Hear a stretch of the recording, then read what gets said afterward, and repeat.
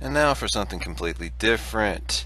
Tonight we will be introducing Critstack, the series where I take a game you probably shouldn't play and convince you to play it. Our inaugural Critstacks video will be on Crescent Hawks Revenge. that. Ooh! We're gonna bask in this music for a moment.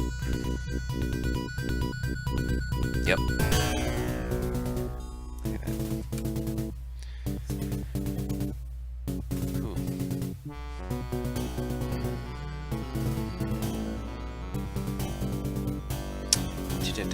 Where to?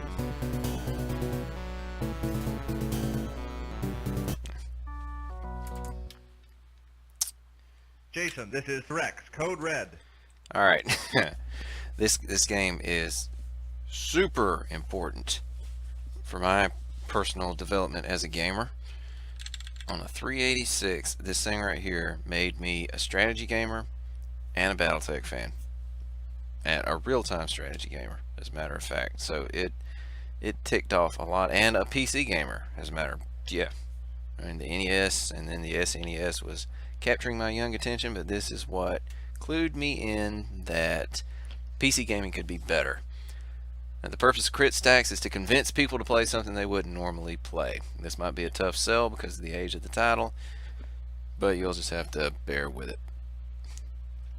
Notice all these lovely sound effects. First thing we're going to do is turn voice off, and we're going to try to do it with a mouse, even though I'm much more familiar to doing this with a keyboard. I spent a lot of time on this game, and downloading it again I was shocked to discover I had forgotten nothing. So where to start? Next month, April of 2018, Harebrained Schemes Battletech comes out, probably on the 24th. I've already pre-ordered my copy, so this seemed like a fine time to revisit the title that made me a fan. And we see everyone crawling along all super slow. This speed indicator right here is, I've got it set to its absolute lowest. That gives us a chance to order everyone about. Now we're going to take our lance, our command lance here, right now just consisting of Jason and Rex, and you know what? This is not working. We're going to do it the old-fashioned way. Alright. Oh, that's not working either. We must not have direct line of sight on anybody. Seems like we do.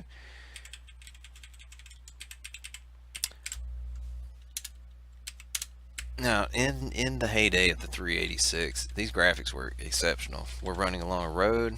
There's some dirt off to the side. There's some grass. There's some trees. What makes this title so fantabulous is the fact that it completely, almost 100% totally captures the rule set of the Battletech board game. Movement modifiers is, I mean, Battletech is a turn-based tabletop miniatures game where you move 30-foot tall mechs with little dudes driving them around and shoot at each other. And there's tons and tons of die rolls and table consulting and so forth to look up as whether or not they can hit, and all armor and equipment to keep track of on each machine. Tell you what, let's jump on up to real time. Haul Bud up there, shoot at that panther. I believe the goal of this mission was to keep these two scout mechs from reaching the end of this bridge, so we could just park down there. Yeah, if you keep it on real time, it's pretty brutal. No. Oh, we got the panther. So it tracks everything. The downside is it doesn't tell you that. It is not within the scope of this game to explain to you all of these various rules. The fact that both of my chaps here, Youngblood and his Enforcer, and I think I had Rex and the Griffin. In fact, I think I've used this lance composition ever since I was a kid Although, oh, there he is. You might argue that putting Jason in a different mech might be wise. That Scout is way faster than us, and he's fixing to try to bugger out up along the north side of the map, so we're going to cut him off if we can. See the little flames popping up around his sprite? That means he's using his jump jets. See, speed, very fast J. The J indicates, yeah, you get the idea. Notice the abstraction of the damage curve for each mech. Like the Griffin. Long range, medium range, close range is all moderate. Jason's Enforcer, long range is moderate, medium and close is heavy. It actually, you know what? Stop. Let's get some good hits in when he pops out of the woods. It actually models each individual weapon just like the tabletop. And it doesn't have the spread to give you full information on them. It ranges them down to that abstraction. But Jason's Enforcer, for example, now it's an AC-10 with like 1 ton of ammo for it. It's kind of a common thing for the Enforcer to run out of. We're not going to get him before he leaves the map. For the Enforcer to run out of ammo. But in this game, when he does, then all of a sudden that heavy damage rating falls off, and you don't know why. I loved this game as a kid. Now that I'm grown and own a copy of the tabletop Battletech compendium and a whole bunch of TROs and the tactical handbook and the mercenaries handbook, now I know all the rules going on under the hood, and little things like having your guys walk or stand still makes it easier for them to shoot than having them run. I used to run them all the time. And the effects of heat, you can turn overburn on and they will continue firing until they shut down. See, right now his heat is moderate, and that's a big deal in Battletech. I actually appreciate this game more now with a combination of my nostalgia goggles and my better understanding of what's going on than I did as a kid. For any Battletech fan, now there's the caveat, it's not going to appeal to you if you're not a Battletech fan. It's not transparent enough, it's old, it's I doubt this is going to attract any new fans. That is a fantastic image of Kirk Graham. Look at him, look at those shades and that gold tooth. I have no idea what that, I mean, he's in a mech, looks like he's in a Griffin, judging by the cockpit around him. I have no idea what that is around his neck. Wow. So the Ost Scout got away. And, oh, a little bit of background. Revenge is the sequel to the Crescent Hawks Inception. The first time the Battletech universe ever made it to video game format. Blake's blood, they just keep coming. Yeah, that's a Comstar reference. Jeremy Blake. You have to be a fan. And Inception was a role-playing game, and this is a strategy game.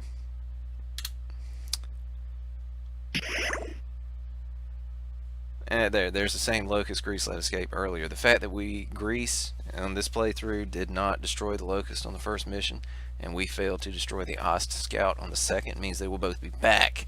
There's a lot of persistence. Any damage and ammunition expenditure that our mechs experience will persist into the next.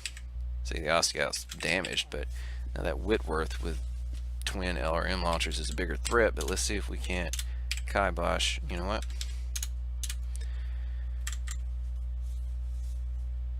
Whatever you lose in between missions stays lost until you can get to a friendly base or a town, which is very impressive, I feel. So wow.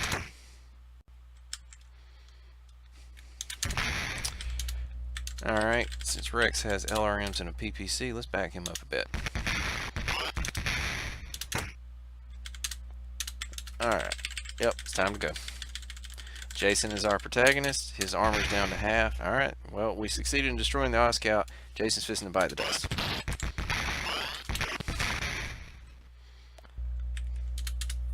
Huh? Ooh, okay, they got the damaged Jenner running. I wonder what that fourth icon is in our Lance indicator up there. We see the red for Jason's Enforcer, which is getting beat all to crap, which is a very bad thing. We see the yellow for Rex's Griffin, which is probably about to run out of ammunition. And oh wow, they want us bad.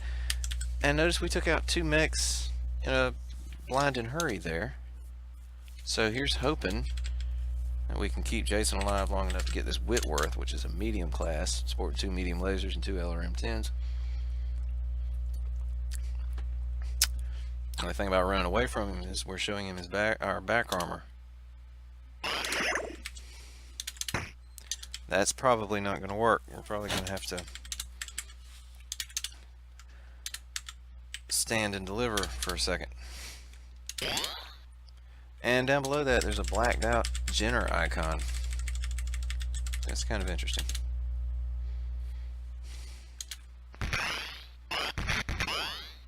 Whitworth has ejected from his mech. Oh, we might get to use it.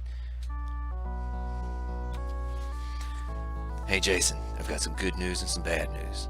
The bad news is 2 Rommel tanks are heading towards you, escorting an APC. We have to destroy them all, otherwise they'll cruise right into the base.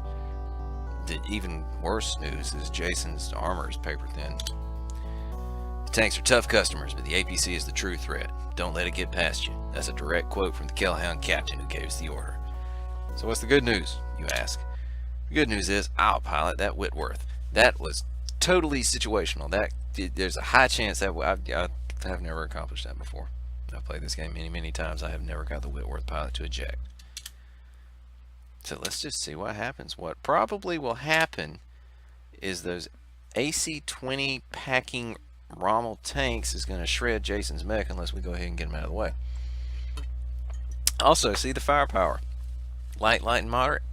That either means he has run out of rounds for that Class 10 autocannon, which is very likely, or the arm's been blown off, which is also likely since his armor is down to 37% functional. So the first thing we're going to do is set the time scale down to 1. Pressing F5 selects your whole lance, and you see the Crescent Hawks icon on the right there. I've got them all selected right now. I'm going to press F1, just select Jason, have him run, and haul Patuki away from the fight. He's going to be a non-combatant. Now the Griffin is apparently still set for missiles, and of course his PPC is in good shape. The Whitworth, we're going to park these fellas in the woods. Actually, you know what, Jason? You're going to spot for them and just hope you don't get blown up. So we got these 2 very heavy tanks coming down the road, and there's an armored personnel carrier behind them that we have to take out. Oh my. There go the LRMs towards the first Rommel. So right now it's a Curitan icon.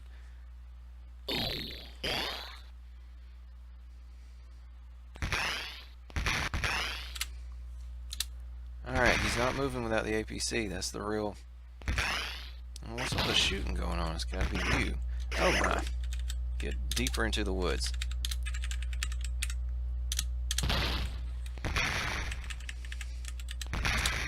This unit is stopped dead. It's missing a tread. Oh, of course it has a turret and all the weapons are on the turret. Oh, look at Rex Pierce's speed, none J. That means he's been legged. So it's a slugging match. You get over here where you can help Rex. I guess you're gonna have to expose just... Nope, not that one. It's not moving without its cohort. Just a little bit. Let's see if we can't kill it quick. It's down to 50%. Uh-oh. There's the APC. That's what will actually end this Whoa, it's outrunning us. It's a good thing they took that tracked APC through the woods. Alright. Everybody forget the tanks. No longer concerned about the tanks. We have to get the troop carrier before it crosses the bridge. And you will just have to deal with the tank. it's gonna make it. Straight shot. Maybe if we we have just lost. Yep, he is gone. On his way to the base.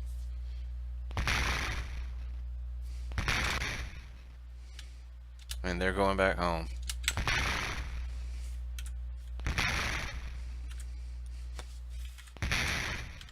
Wow, I don't, you know, it seems like that should have been an automatic fail state, but we'll see what happens if we let the APC get away. He's just hitting it with that particle cannon over and over. Oh my. APC went, alright, we got to get to the Callahan Base immediately.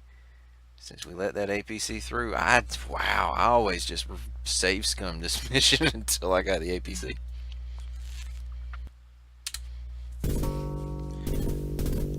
I love that imagery. The Callahan Base is almost empty, with only a few scattered mechs guarding the gate. This is turning into a Let's Play, or a Let's Play at. This was supposed to be a Critstack, but what better way to Critstack this than just show you the entire first handful of missions. The northern walls have been breached, infantry squads are just now entering the base. In the center are crates of invaluable listen kill missiles. Oh, this is awesome. Yeah.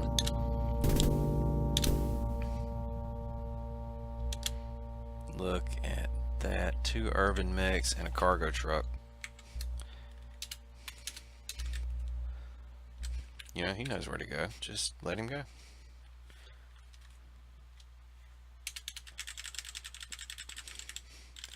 Look at that aerospace fighter being worked on in these mechs.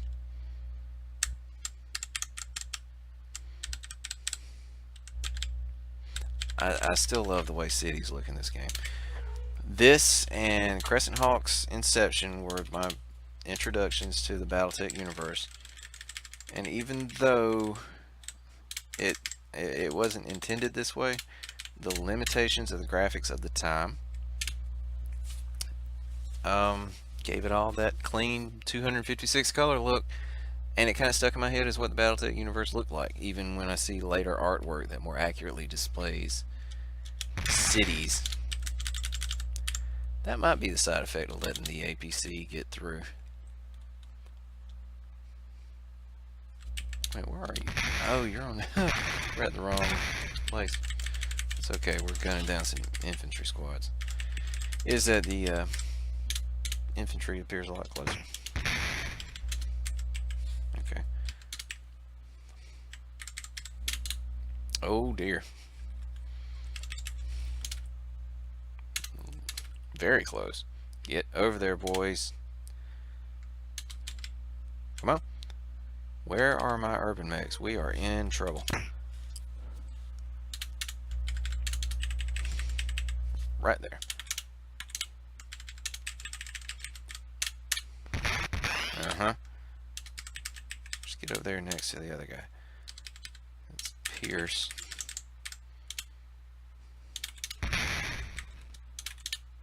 Pierce and Graham. Okay.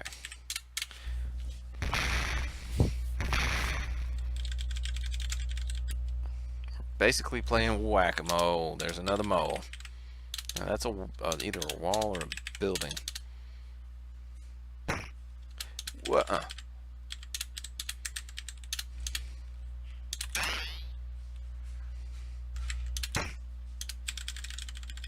I have never let the truck take this much damage before.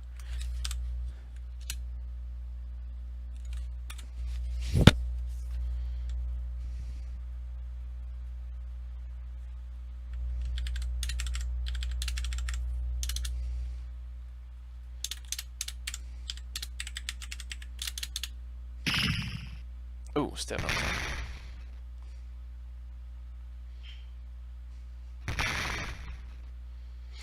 Battletech tabletop tactics work. Let me say that 5 times. Battletech tabletop tactics work great in this. Like getting a mech to face you and flanking around to its rear armor. And realizing, okay, now we're going to the other one. And there's probably going to be some there waiting on us.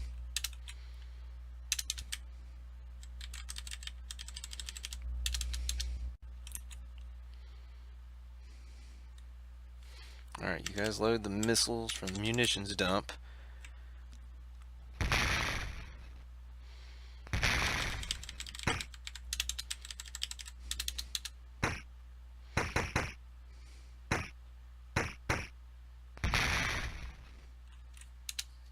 Oh, that actually has a machine gun or something on it. Now, it's important to catch the truck before this next part, before he just hauls butt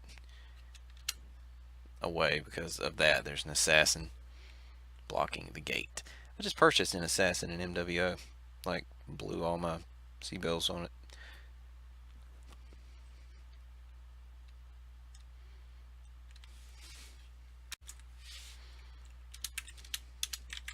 Alright, the way we're going to leave is like this. You're going to move down here and hide behind this building. You two. One prevalent problem with this mission is the urban mechs. Yep, look at there. Close range firepower light. Burning through all their ammunition fighting infantry. They have AC-10s and lasers. And now we're down to just the lasers. But the success state, I haven't saved, so this is an adventure for all of us. The success state for this mission involves just getting the ammo carrier out the gate. So the urban mechs are going to make him flinch, and the ammo carrier is going to haul butt. There. I don't know who that is. Caused for infantry. Oh, it's just some infantry. Go. Handle it.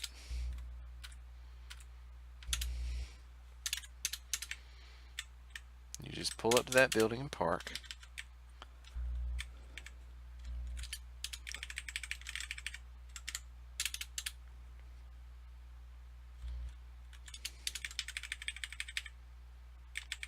If you can step on them.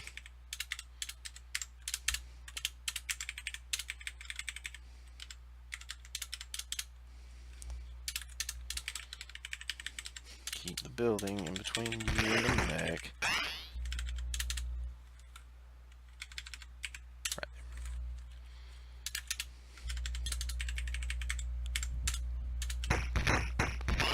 Alright. You haul it. Go. Ah, what are you doing? Yes! Gaming the system a little bit. Alright, I didn't talk about anything I intended to talk about. I just played the game and was giddy doing it. I still love this game. I don't know how much you would love it without the nostalgia goggles. And but if you're a Battletech fan, if you're anticipating Battletech strategy returning to the PC for the first time in 15 years like I am, or it's been longer than that. When did Mech Commander come out? Play this game again. It's free. The license is run out. Nobody owns it now. You can find it on Abandonia or My Abandonware. Works a tick on DOSBox, no problem. And it is awesome sauce. Like and subscribe to see more Let's Play ads and Critstacks, and I love everybody. Juxtapose signing out.